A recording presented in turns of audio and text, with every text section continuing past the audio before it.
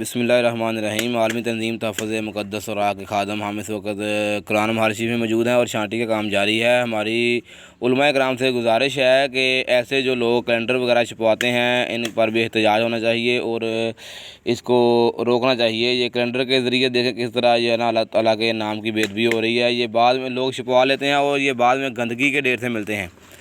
دیکھیں حدیث نبوی لکھی ہوئی ہے، اوپر نبی اکرم صلی اللہ علیہ وآلہ وسلم کا پیارا فرمان لکھا ہوا ہے اور آقا علیہ الصلوۃ والسلام کا مبارک نام لکھا ہوا ہے۔ اور یہ دیکھیں رحمۃ اللہ جٹ کرانا اسٹور ہے اور روزہ رکھنے کی نیت ہے، روزہ کھولنے کی نیت ہے اور اس پر محمد طاہر محمد طارق، یہ دیکھیں اس پر کتنے جو ہے نا مقدس نام تحریر ہیں۔ تو ہماری یہ گزارش ہے کہ ایسے جو لوگ کیلنڈر وغیرہ چھپواتے ہیں ان پر پابندی لگنی چاہیے تاکہ اللہ رسول کے نام کی جو بے ادبی ہو رہی ہے وہ کسی جگہ سے تو رک پائے۔